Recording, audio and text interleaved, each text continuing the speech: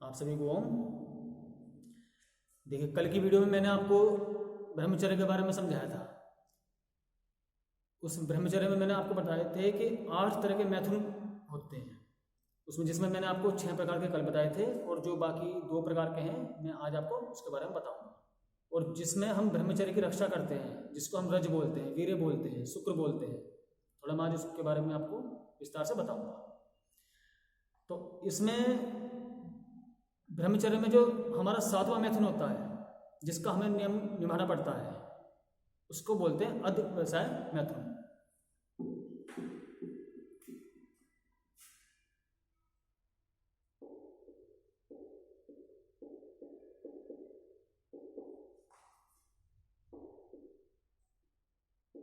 जिसको हम श्रृंगार मैथुन बोलते हैं।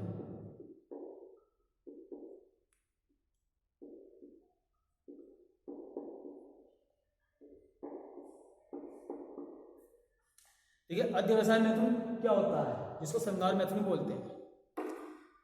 इसमें हमें कोई भी व्यक्ति, चाहे वो स्त्री हो चाहे पुरुष हो, इसमें अपने आप को ना संवारना, अपने आप को ना सजाना, जैसे कि बालों में कंघी ना करना, तेल साबुन परफ्यूम वगैरह ना लगाना, गले में माला वगैरह ये ना डालना, अपने होठों को लाल करने के लिए पान वगैरह ना खाना, या स्त्री है अपने होठों को लाल करने के लिए लिपस्टिक वगैरह का जो यूज करते हैं उसको ना करना, शीशा ना देखना। तो ये चीज़ें आती है हमारे श्रृंगार मैथुन में, जिसमें कि हमारा श्रृंगार प्रदर्शित होता है। तो इसका भी हमें ब्रह्मचर्य में विशेष रूप से पालन करना होता है। तो अपने आप को सजना या संवारना नहीं, बिल्कुल। इसके बाद आता हमारा 8वां जो मैथुन होता है, उसको बोलते हैं स्पर्श मैथुन।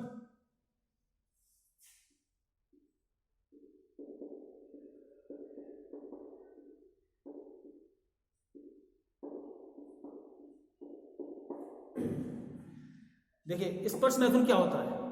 स्पर्श आप सभी जानते हो, स्पर्श करना, किसी भी स्त्री को गलत तरीके से स्पर्श ना करना, स्त्री हो या बच्चे हो, मतलब एक काम उत्तेजना के हिसाब से या मन में काम उत्तेजना लाकर उसको स्पर्श ना करना, या कोई स्त्री किसी पुरुष को काम के हिसाब से एक स्पर्श ना करना, या कहीं एकांत में अश्लील कोई भी संभोग वगैरह ये चीजें ना करना, इसको बोलते हैं स्पर्श मैथुन।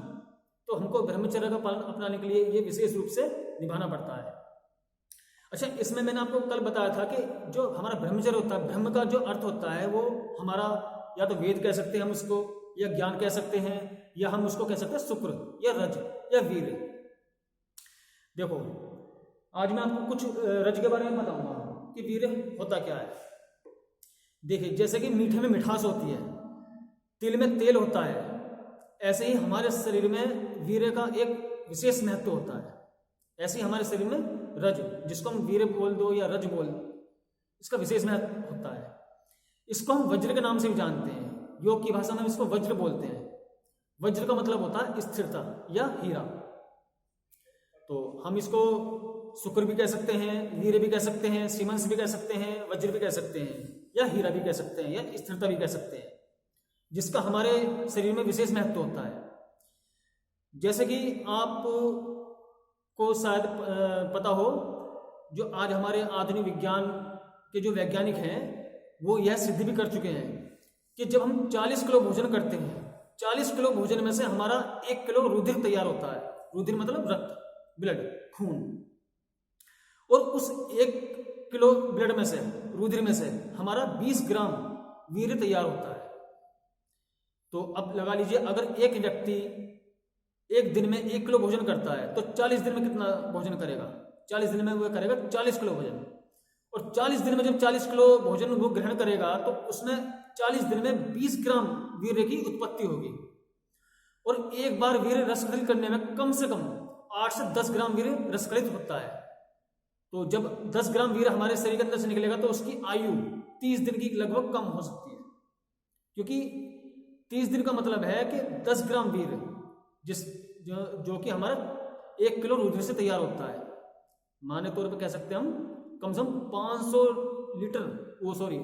ml मिलीलीटर खून से हमारा 10 ग्राम वीर्य तैयार होता है। अब देखिए, प्रत्येक व्यक्ति के अंदर वीर्य विराजमान होता है, लेकिन वो उसके अंदर क्षमता होनी चाहिए कि उसका उपयोग वो कैसे करता है या उसको कैसे वो रूपांतरित करता है। देखिए जैसे कि हमारा शरीर है, हमारे शरीर में विभिन्न तरह के अंग होते हैं, जैसे लीवर है, गुर्दे हैं, त्वचा है, विभिन्न धातुएं हैं, एक जो हमारा सिस्टम होता है। तो ऐसे ही हर अंग का अपना विशेष स्थान होता है, विशेष ऊर्जा प्रवाहित करने का एक तरीका होता है। लेकिन हमारे शरीर की जो बनावट है, हमारे शरीर की जो उत्पत्ति है, उसमें 50% जो हमारा एक हिस्सेदारी होती है वो वीर्य की होती है, और 50% में सब कुछ जितने भी ऑर्गन्स हैं वे आ जाते हैं। अब हम एक त्वचा के एक कोशिकाओं को, त्वचा की अगर हम एक ऊपरी एक सेल्स लेते हैं, कोशिका लेते हैं, और अगर हम उसको लेबोरेटरी में जाकर उस पर शोध करें तो तब देखना कि एक सेल्स बनाने के लिए हमारे शरीर को कितनी ऊर्जा खर्च करनी पड़ती है। लेकिन जितनी ऊर्जा एक सेल्स को बनाने के लिए शरीर खर्च करता है, ऐसे ही एक बूंद वीर्य को बनाने के लिए हमारे शरीर को एक विशेष तरह की ऊर्जा खर्च करनी होती है।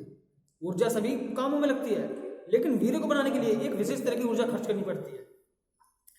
हम एक सेल से अपना क्लोन भी बना सकते हैं, हम उस सेल्स को रूपांतरित भी कर सकते हैं। शरीर का कोई भी ऑर्गन्स हम एक तरीके से रूपांतरित कर सकते हैं, या तो हम किसी ऊर्जा के माध्यम से रूपांतरित करें या किसी योग के माध्यम से, कोई भी क्रिया के माध्यम से। ऐसे ही जैसे कि मैं आप इसके बारे में मैं आपको बताऊं, अगर मैं लगभग आपको एक सूप बनाने के लिए सामग्री दूं और लगभग आप 100 आदमी हैं, मैंने 100 आदमी को सूप बनाने के लिए एक सी सामग्री दी और सूप बनाने के लिए उनसे कहा, तो क्या आपको यकीन है कि वे 100 के 100 आदमी एक तरह का सूप बनाएंगे? नहीं बनाएंगे ना। सबका सूप अलग अलग होगा, स्वाद के रूप में भी और वैसे भी। सामग्री एक ही है, लेकिन बस बनाने का तरीका अलग है। ऐसे ही हमारे वीर्य का स्थान हमारे शरीर में है। हमारा जो शरीर है वो सभी का एक ही सामग्री से बना हुआ है, लेकिन देखना ये हमें होता है कि हमको उसको कैसे संभालना है। जो प्रत्येक व्यक्ति के अंदर एक ही गुण होते हैं, एक ही सामग्री होती है, लेकिन किसी के अंदर उस क्षमता को जागृत करने की शक्ति है, किसी के अंदर नहीं है। कोई उस जागरूकता के आधार पर अपने वीर्य को संभालता है और कोई उसको नष्ट करता है। हम वीर्य को कई रूप में परिवर्तित कर सकते हैं या हम इसका उपयोग कर सकते हैं। जैसे कि हम अपने वीर्य को संतान उत्पत्ति के लिए उपयोग कर सकते हैं, ठीक। लेकिन अगर एक कोई योग साधना वाला व्यक्ति है या कोई ब्रह्मचारी व्यक्ति है, वो उसी वीर्य को अपने अंदर दूसरी ऊर्जा के माध्यम से अपनी नई ऊर्जा के रूप में रूपांतरित कर सकता है। वो उसके अंदर क्षमता होनी चाहिए और जागरूकता होनी चाहिए कि उसको वो कैसे उपयोग करता है। तो ऐसे ही, लेकिन जैसे कि आधुनिक जीवन है, इसमें आपने देखा होगा जो हमारी रहन सहन है, दिनचर्या है, खान पीन है, आहारचर्या वगैरह जो भी है, इसके अनुरूप कोई भी ज्यादातर व्यक्ति अपने वीर्य की रक्षा नहीं कर पाते। क्योंकि अगर वीर्य की रक्षा आदमी करना सीख जाता है तो वह अपने बुढ़ापे पर और अपनी मृत्यु पर खुद विजय प्राप्त कर सकता है। और एक बार वीर्य विस्खलित होने में कम से कम भी हमारी 30 दिन की आयु कम होती है, 1 महीने की आयु कम होती है।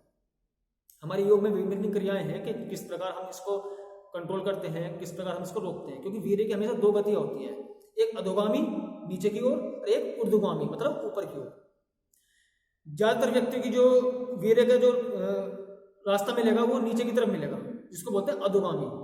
लेकिन योगी व्यक्ति कुछ क्रियाओं द्वारा उसका जो मार्ग है वो ऊपर की तरफ चढ़ाते हैं, ऊपर की तरफ करते हैं, जो कि हमारे रक्त में मिलता है, ब्लड में जाकर मिलता है, और वही हमारे शरीर के अंदर एक शक्ति का विस्तार करता है। और यही हमारे एक ओज का कारण होता है। ओज मतलब एक तेज जो होता है, जैसे कि आपने सुना होगा योगी व्यक्ति के चेहरे पे एक अलग ही तेज होता है, उसके शरीर में एक नई ताकत होती है, क्योंकि उसने अपना वीर्य, अपने शुक्र उसने ऊर्ध्वगामी कर रखे हैं। जो ताकत वो नीचे की तरफ बहने से बढ़िया अपने ऊपर की तरफ चढ़ा रखी है, अपने रक्त में मिला रखी है। तो यही वीर्य का सीधा सिद्धांत होता है।